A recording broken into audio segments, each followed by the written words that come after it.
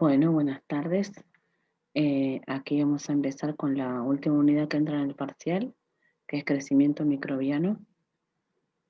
Vamos a hablar de lo que es el crecimiento microbiano, vamos a ver una leve idea respecto de este gráfico que tenemos acá, cómo es el crecimiento en las bacterias. ¿A qué nos referimos cuando hablamos de crecimiento microbiano? Es el cambio en el número de células por una unidad de tiempo, ¿sí? Decimos que se van produciendo, por ejemplo, 280 células por minuto. A eso nos referimos con una cantidad por una unidad de tiempo determinada. ¿Qué es el tiempo de generación? El tiempo en que se duplica la cantidad de células, es decir, el tiempo que se necesita para que una célula se divida en dos, que pueden ser minutos, horas o días, dependiendo del microorganismo. Acá en el gráfico tenemos un ejemplo, se ve la forma de una bacteria, se ve el DNA que es circular, se replica el DNA, hay una elongación en la bacteria, se forma un septum, fíjense que donde se forma un septum queda DNA en cada una de las dos partes en las que se dividió, se separa, se termina de completar la separación y quedan dos bacterias con, completas, digamos, con su información genética y demás. Y por último, la separación de las dos células. Eso es a grosso modo lo que nos interesa que sepan de cómo se multiplican las bacterias y qué significa el crecimiento microbiano y qué significa el tiempo de generación, ¿sí? Una de las cosas más importantes que vamos a ver y que tenemos que comprender dentro del crecimiento de los microorganismos, de las bacterias fundamentalmente, es que se divide en 4 etapas que son muy diferenciadas entre sí. La primera fase son 4 fases. La primera fase es la fase de latencia. Seguimos con la fase exponencial, la fase estacionaria y la fase de muerte. En la fase de latencia, que es donde está el número 1, ¿sí? Está separada, si ustedes se fijan, por líneas punteadas que irían separando cada fase. En la fase número 1, la fase de latencia, es una etapa en la que el inóculo con el que nosotros trabajamos, que viene de otro medio de cultivo, se pone en un medio fresco. Entonces no va a crecer, está latente. ¿A qué nos referimos con inóculo? Cuando trabajamos con bacterias, ya vamos a mostrarles cuando hablamos de una placa a qué nos referimos, pero ahora les voy a contar como para que se pueda comprender. Una placa de Petri, tal vez la vieron en algún momento en la escuela, les enseñaron qué era, son unas placas redondas donde se coloca el medio de cultivo. Los medios de cultivos hay de diferentes tipos, son como una gelatina, se llaman agar, tienen distintos nombres, hay para distintos tipos de siembra. Se coloca un agar, que se coloca líquido, se solidifica y queda como una gelatina, ¿sí? Ahí se pone en una estufa y si hay microorganismos van a crecer, se van a formar grupos de microorganismos que le llamamos colonias. El inóculo es lo que vamos a tomar con un ANSA de calibración. El ANSA, yo les había enviado una foto donde tienen algo que es metálico y con un rulo, algo redondo en la punta. Ese es el ANSA de calibración. Con eso se toma una cantidad de microorganismos de las colonias que se llama, a eso es lo que le llamamos el inóculo. Cuando pasamos de una placa donde creció a otro medio de cultivo que puede ser líquido, no va a crecer en forma inmediata y eso se llama fase de latencia. No hay crecimiento bacteriano. La segunda fase, si ustedes ven y miramos de izquierda a derecha, es una curva ascendente. por eso se llama una fase exponencial. En esta etapa las células se dividen y crecen de manera exponencial. La velocidad en la que se van a duplicar y a replicar varía de una especie a otra, del tipo de bacteria de la que estemos hablando o trabajando. También depende de otros factores como la temperatura, la humedad, ¿sí? ¿Por qué se dice fase exponencial? Porque las bacterias crecen en forma exponencial. Para ponerlo en una forma general, podemos...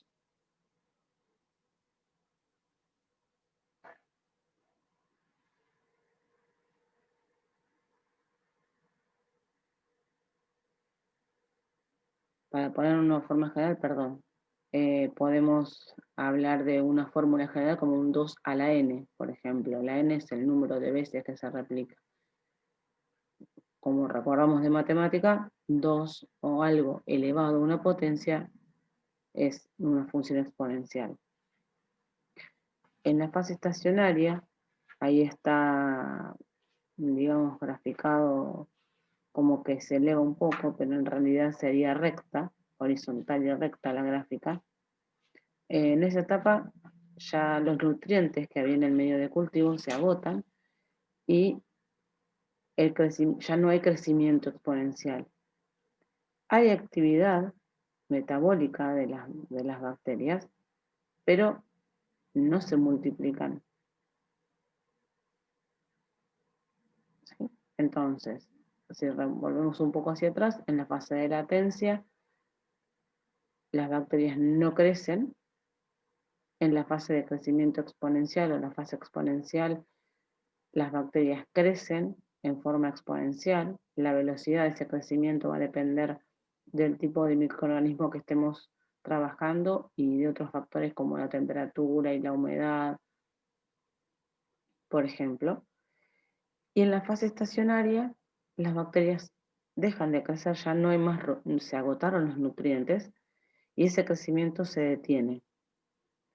Hay actividad metabólica, la bacteria está viva, pero no sigue creciendo. Y en la última fase, es la fase de muerte.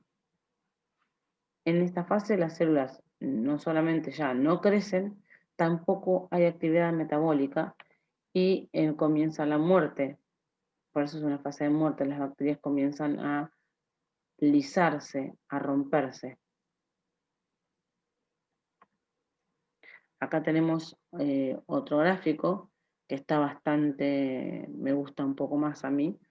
Fíjense en el gráfico que es color verde, tenemos una fase de latencia, la fase exponencial, cómo va creciendo, y fíjense la fase estacionaria, ¿sí? Se ve como una recta. Está mucho mejor que el gráfico anterior, me gusta bastante más, por eso puse este gráfico también. Una fase estacionaria, no hay variación. La célula, ojo, los microorganismos no están muertos. Hay metabolismo, pero no hay más crecimiento porque se agotaron los nutrientes. Y la última etapa es la etapa de muerte. Fíjense cómo va decayendo, como la gráfica muestra una disminución. En el eje de lo que sería las X estamos hablando de tiempo, que pueden ser horas, y en el eje de las Y's tenemos la cantidad de organismos viables en función logarítmica. Entonces, cuando va disminuyendo, estamos viendo que tenemos menor cantidad de microorganismos, ¿sí? A la izquierda es en función logarítmica y a la derecha van a ver que dice la densidad óptica, esto se va midiendo. Uno tiene distinta cantidad de tubos, va pasando el tiempo y va midiendo en un equipo y se mide densidad óptica para ver la cantidad de bacterias que va habiendo en cada momento. Acá se observa bien, tanto en la figura, en la gráfica verde como en la roja, podemos ver la fase estacionaria, la fase de crecimiento exponencial, la estacionaria, que es bien, se nota bien la quietud, y después la de muerte, que se nota el descenso en la cantidad de bacterias.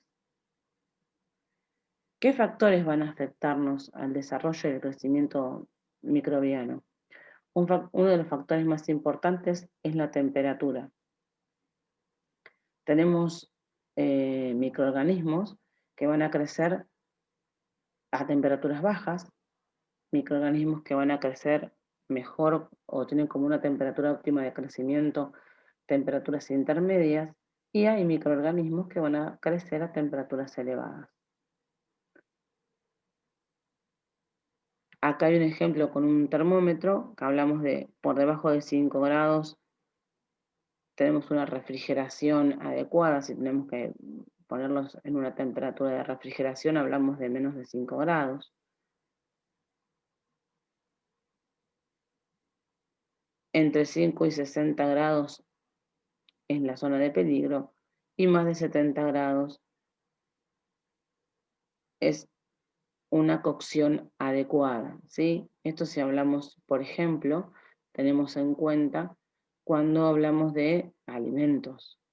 Los alimentos se deben conservar a temperaturas adecuadas para que no haya contaminación con bacterias y después nos produzcan alguna infección asociada a alimentos. Por ejemplo, uno de los que ya conocemos es la salmonela, que hablamos de que tiene que estar muy bien cocida la carne, el famoso síndrome hemolítico, que también, en el cual es lo más conocido, que tienen que estar bien cocidas, y siempre hablamos y nos referimos a las hamburguesas, aunque no son los únicos alimentos en los que pueden estar contaminados. Esa cocción tiene que estar por encima de los 70 grados.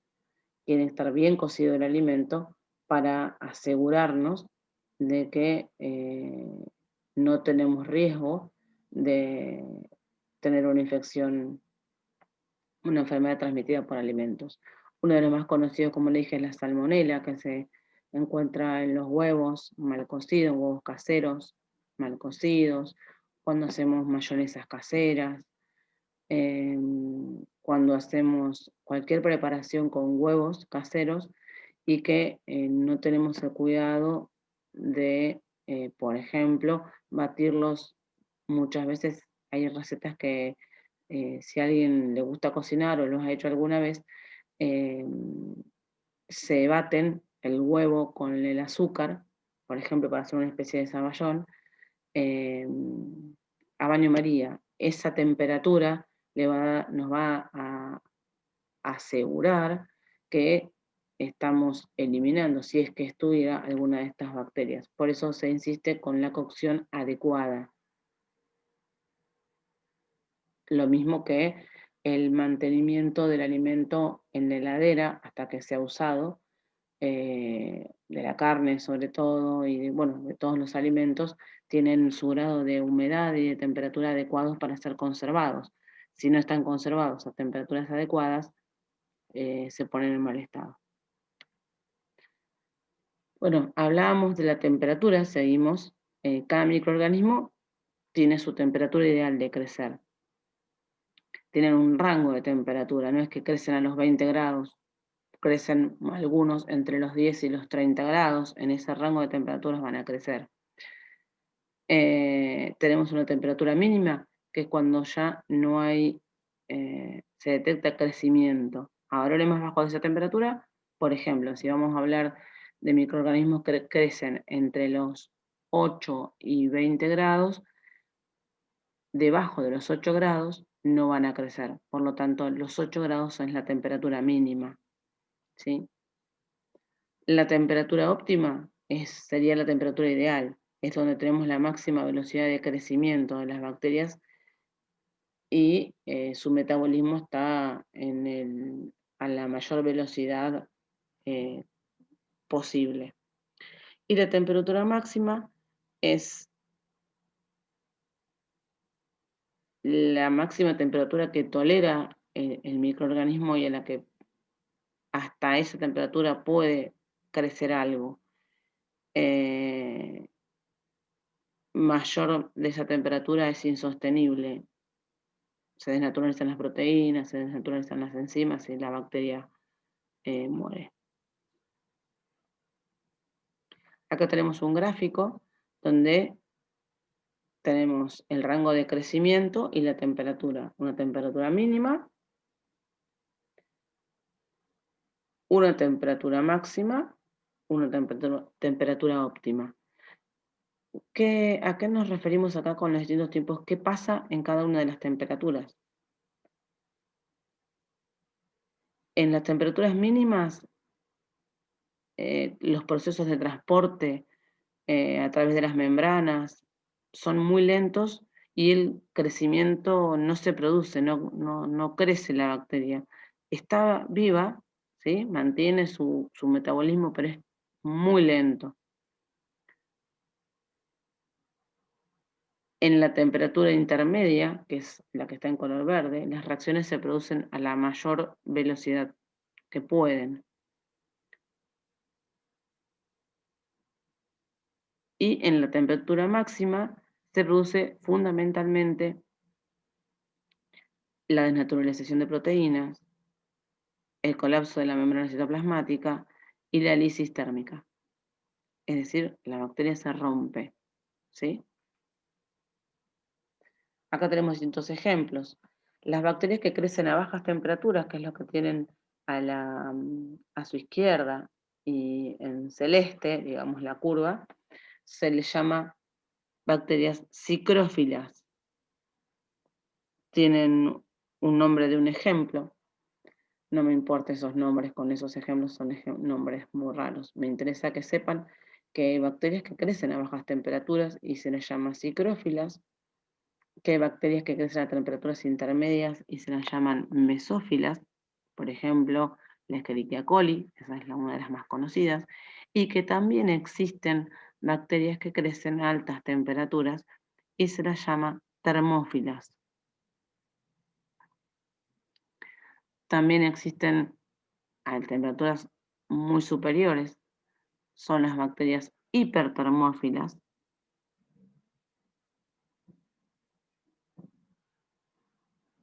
Pero bueno, me interesa que sepan cómo se denominan el grupo de bacterias que crecen a cada temperatura. No todas crecen a las mismas temperaturas. Hay bacterias que crecen a temperaturas bajas, hay bacterias que crecen a temperaturas elevadas.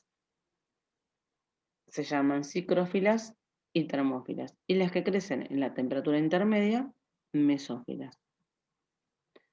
Otros factores que afectan el crecimiento microbiano son la acidez y la alcalinidad. Ustedes han tenido química, así que han visto el pH. Recordemos que un pH mayor de 7, pH 7 es neutro, pH mayor de 7 es alcalino y pH menor de 7 es ácido. Tal como pasa con las temperaturas, cada microorganismo tiene un rango de pH dentro del que se va a desarrollar. La diferencia es que en el caso del pH hay un valor óptimo que es un valor que está muy bien definido para cada microorganismo. Los microorganismos acidófilos viven a valores de pH por debajo de 2, muy ácidos, medios muy ácidos, por ejemplo, el estómago. Otro ejemplo son los hongos, que pueden tolerar estos valores de pH más que las bacterias, ¿sí? Los neutrófilos, como dijimos recién, van a vivir, a valores de pH cercanos a la neutralidad, que es el 7, entre 6 y 8, pueden vivir esos pHs. Y los alcalófilos son aquellos microorganismos que viven a valores de pH superiores a 10. Más allá del pH que haya en el medio ambiente, en el interior de la célula, debe estar cercano a un pH cercano a 7. Entonces, recordemos, factores que influyen en el crecimiento microbiano: la temperatura, la acidez y alcalinidad. Aquí tenemos ejemplos de medios ácidos y alcalinos. Por ejemplo, como dijimos hoy, cuando las bacterias que viven en los medios donde el pH es menor de 7, hablamos de bacterias acidófilas, viven en medios ácidos. Acá tienen varios ejemplos. A pH 1, la lava volcánica, los fluidos gástricos, ¿sí? Habíamos hablado del fluido estomacal, que tiene un pH de 2. El vinagre, el ácido de los tomates, ¿sí? El salmón. Bueno, todo ahí van viendo a distintos pHs en donde pueden encontrarse. El pH neutro es el agua pura. El agua pura tiene un pH neutro, no es ni ácido ni alcalino. Cuando superamos el pH de 7, vamos a hablar de bacterias que van a ir en medios alcalinos. En lagos alcalinos, en los productos que tienen amonio,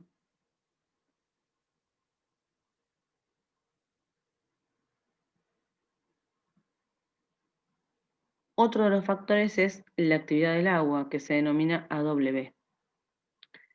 Para el crecimiento de los microorganismos es fundamental contar con agua para realizar todas las reacciones que necesita para desarrollarse.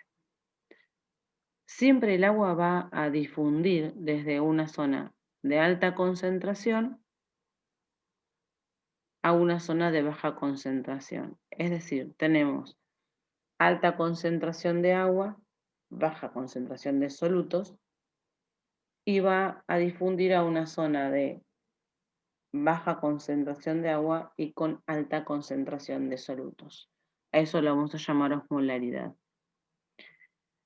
La actividad del agua va a depender de la disponibilidad del agua en el medio ambiente y de la concentración de solutos que haya en el medio donde está. Se relaciona generalmente con las concentraciones de cloruro de sodio. Seguramente han escuchado hablar de osmolaridad y de concentraciones en química. Acá tenemos la definición de la actividad del agua. Es la relación entre la presión de vapor de aire alrededor de un alimento y la presión de vapor del agua pura, ambos permaneciendo a una misma temperatura. Normalmente se expresa, como les dije hoy, con las siglas de AW, que es actividad del agua en inglés. Para decirlo más, en una forma más sencilla, la anterior es una definición bien teórica, decimos que la actividad del agua es la cantidad de agua libre que hay en un alimento. Es decir, la cantidad de agua que hay disponible para que reaccione con otras sustancias y que ayude a que se produzca, a provocar el crecimiento de microorganismos. Tenemos que tener en cuenta varias cosas.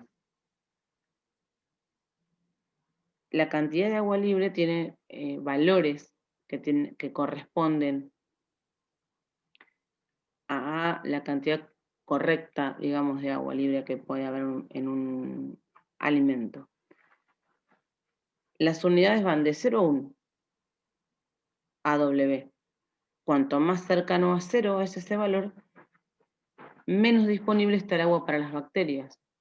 ¿Sí? Cuanto más cercano a 0, menos disponible para que haya crecimiento bacteriano, que es lo que nos interesa. Por ejemplo, para que tengan ejemplos, en la carne tenemos una W de 0,98, en la leche de 0,99, en las harinas de 0,70 y en las galletas de 0,60.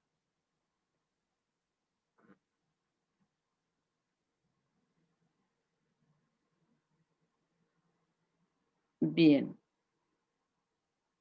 ya vimos temperatura, pH, actividad del agua, y ahora vamos a hablar qué relación tienen los microorganismos y su crecimiento con algunos iones de minerales que nosotros tenemos que tener en cuenta. Tenemos microorganismos que se los llama halófilos. Van a necesitar del sodio para desarrollarse. Necesitan que haya sodio en el medio para ellos poder desarrollarse. Y los clasificamos como halófilos discretos, necesitan de un 1 a un 6% de sodio, halófilos moderados, de un 6 a un 15% de sodio que haya para poder desarrollarse, y los halófilos extremos de un 15 a un 30%. Tenemos los microorganismos osmófilos, son microorganismos que viven en presencias de altos contenidos de azúcares. Y los xerófilos, que son microorganismos que viven en presencias de alta sequedad o ausencia de agua.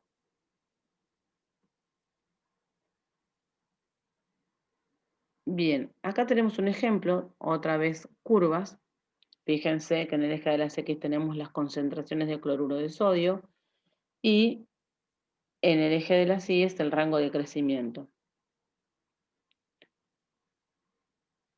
La curva o la gráfica de color azul, que es una línea, prácticamente una línea recta, estamos hablando de microorganismos que son no halófilos. Por ejemplo, el Escherichia coli. ¿Qué significaba halófilos? Que necesitaban el sodio para crecer. El Escherichia coli no necesita el sodio para crecer. Los halotolerantes son bacterias, si ustedes se fijan, que a medida que aumenta la concentración de cloruro de sodio, en este caso vamos a referirnos al sodio, va disminuyendo su crecimiento. Son halotolerantes el Staphylococcus aureus. ¿Qué significa? Que tolera que haya sodio, por supuesto, en determinada concentración. Tolera, crece el sodio, crece, lo tolera. No en concentraciones elevadas. Los halófilos, fíjense cómo cambia la curva. Los halófilos tienen un crecimiento máximo y también crecen y necesitan sodio para desarrollarse, también en determinada concentración.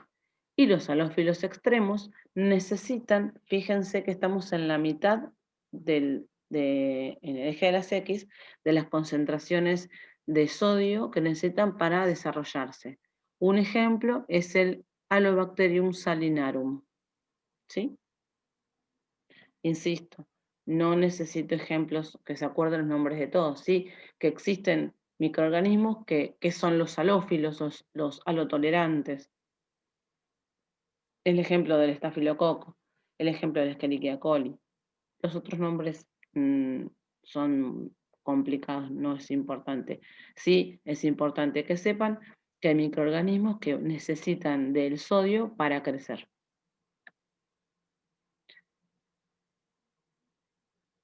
Vamos a hablar de la nutrición de los microorganismos. También se nutren de distintos compuestos químicos que necesitan para poder desarrollarse y efectuar su metabolismo. Tenemos distintos requerimientos nutricionales para cada tipo de bacteria y cada grupo microbiano se va a dar por la composición química de las células, los distintos tipos de requerimientos que van a necesitar. De acuerdo a los requerimientos nutricionales, también vamos a clasificarlos.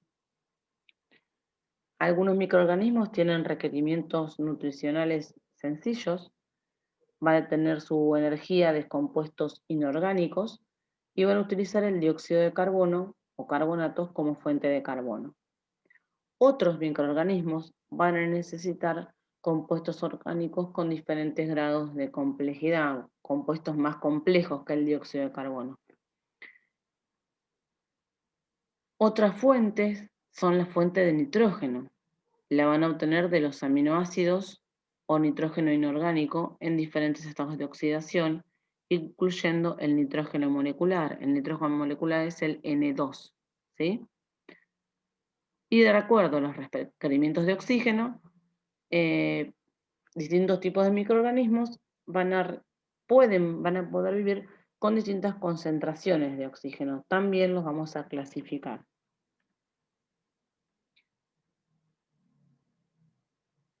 Entonces, ¿cómo es el metabolismo de los microorganismos? Tenemos macromoléculas estructurales y macromoléculas funcionales. Donadores de electrones y aceptores de electrones. Todo esto es lo que va a formar parte del metabolismo del microorganismo. Tienen que ver cómo se ejecutan todas las funciones metabólicas de acuerdo al tipo de microorganismo que tengo y sus necesidades y las condiciones ambientales que va a necesitar, como hablamos hoy, como el pH, la temperatura, la cantidad de agua disponible. Como fuente de energía, vamos a clasificarlo en dos grandes grupos. Los fotótrofos, que van a utilizar la energía de la luz para desarrollarse, y los quimiótrofos, que obtienen su energía a partir de oxidar compuestos químicos, y a su vez los quimiótrofos se dividen en quimiolitótrofos, que oxidan compuestos inorgánicos, y quimiorganótrofos, que oxidan compuestos orgánicos. Entonces, repasando, de acuerdo a la fuente de energía que van a utilizar para desarrollarse, los dividimos en dos grupos, los fotótrofos y los quimiótrofos. Los fotótrofos van a utilizar la energía de la luz para desarrollarse y los quimiótrofos van a obtener energía oxidando compuestos químicos. Si esos compuestos químicos son compuestos inorgánicos, los vamos a llamar quimiolitótrofos. Si esos compuestos químicos son compuestos orgánicos, los vamos a llamar quimioorganótrofos. Ahora vamos a ver qué otro tipo de necesidades pueden tener un microorganismo para desarrollarse. Otra de las fuentes que va a utilizar para desarrollarse es la fuente de carbono. También los vamos a clasificar como autótrofos, son microorganismos que usan el dióxido de carbono y los carbonatos como fuente de carbono, y los heterótrofos van a utilizar compuestos orgánicos como fuente de carbono. De acuerdo con esos criterios, vamos a clasificar a los microorganismos en 4 clases nutricionales. Sin embargo, siempre en lo que es biología, medicina, no es algo tan estricto, tiene cierta flexibilidad. Hay microorganismos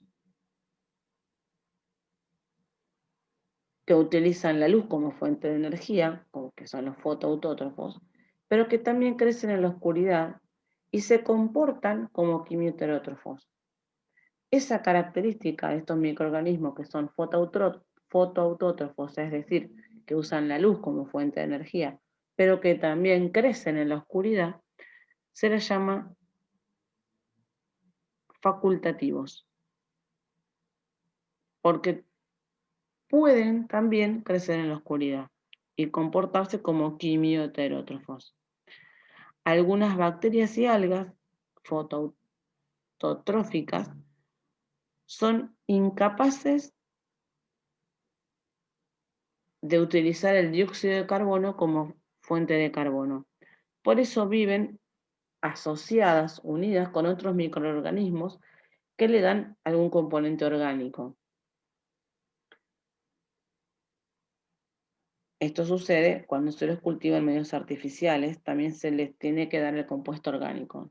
Hay que tener en cuenta qué necesita esa bacteria para alimentarse, para nutrirse.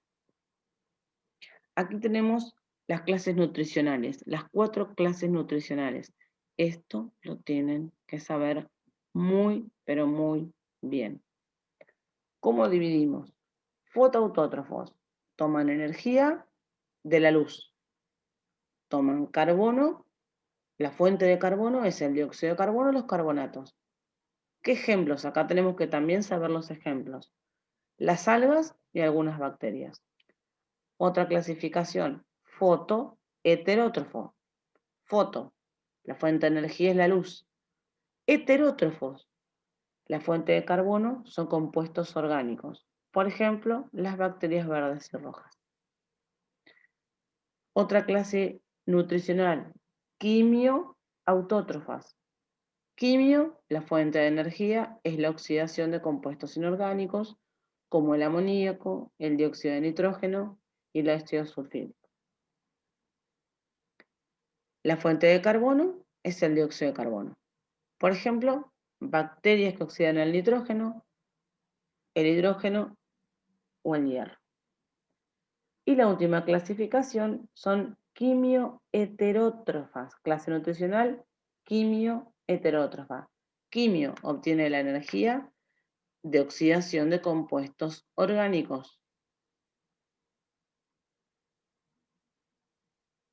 Heterótrofa, su fuente de carbono son también sustratos orgánicos. Por ejemplo, los hongos, los protozoarios y la mayoría de las bacterias. Entonces, relacionemos y recordemos para que nos sea más fácil, foto, luz, quimio, oxidación de compuestos químicos. En el caso de los quimioautótrofos, oxidan compuestos inorgánicos. En los quimioheterótrofos, oxidan compuestos orgánicos. Y tienen los ejemplos, ¿sí?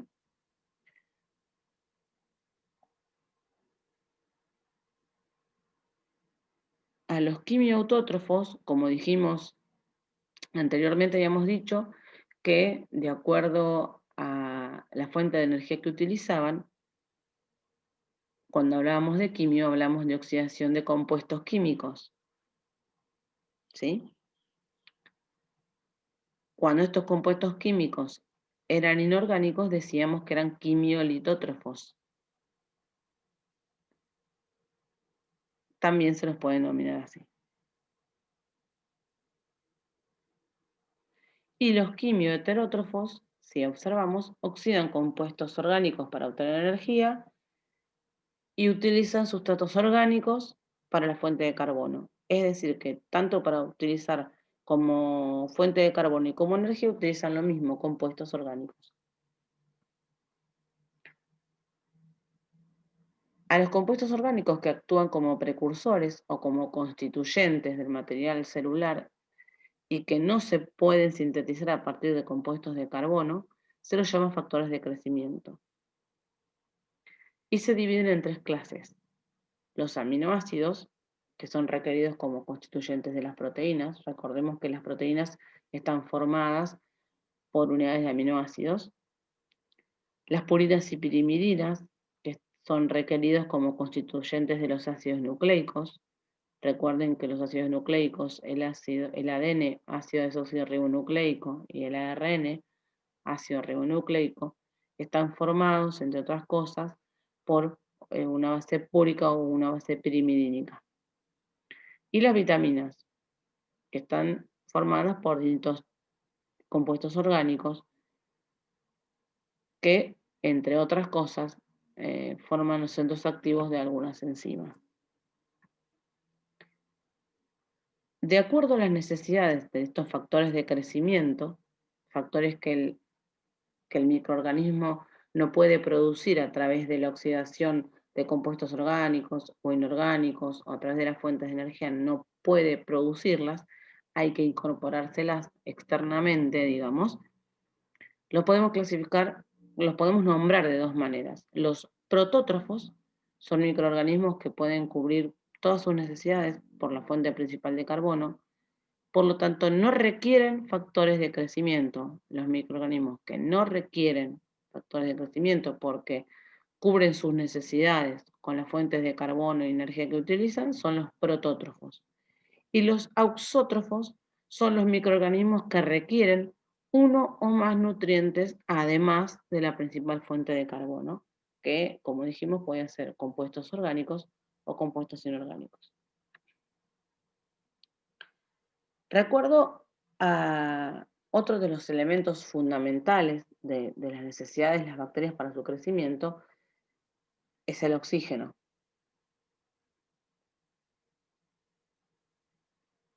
También los clasificamos de acuerdo a las necesidades de oxígeno que requieran para su crecimiento y desarrollo.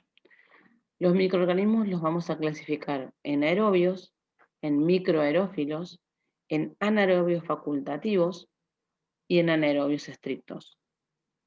Los microorganismos aerobios viven en ambientes con tensiones normales de oxígeno del 21%, esa es la tensión normal. Los aerobios estrictos van a crecer, nosotros sembramos, como les explicaba hoy, una placa, ya les voy a mandar un video, cómo se hace una siembra, y se coloca en una estufa, y nada más. Si existen y están en ese material que sembramos, hay microorganismos que son aerobios, van a crecer. Necesitan el del oxígeno con del ambiente, estamos bien, está bien, les alcanza. Los microaerófilos viven en presencia de niveles de oxígeno que están por debajo de la concentración que hay en el aire, o sea, debajo de la concentración del oxígeno ambiental. Lo que nosotros hacemos para darle esa cantidad de oxígeno menor a lo que hay en el ambiente que necesitan es utilizar una lata, ponemos la placa donde vamos a esperar si crece un microorganismo o no y le colocamos una vela encendida. Esa vela va a consumir el oxígeno y se va a apagar. Y de ahí le estamos dando la cantidad de oxígeno que necesita esa microaerofilia. Va a tener oxígeno y un porcentaje de dióxido de carbono.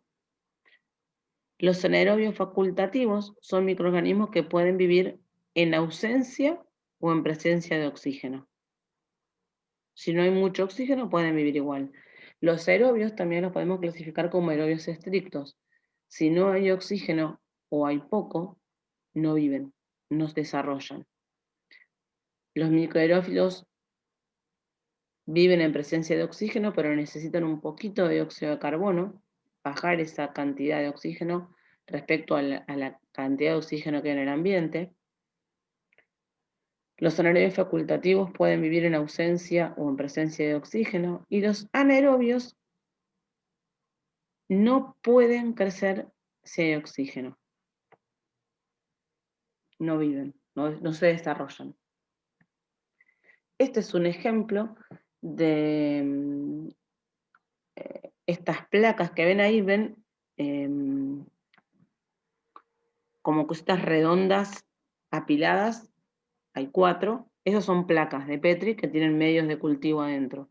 Este sistema es un sistema para trabajar y para ver si existen y crecen microorganismos anaerobios. Está sellado herméticamente y tiene una sustancia en ese, normalmente llevan como un sobre con una sustancia que produce esa ausencia absoluta de oxígeno, entonces puede desarrollar, si están, estos microorganismos. Se llama anaerobios. Bueno, hemos terminado esta clase.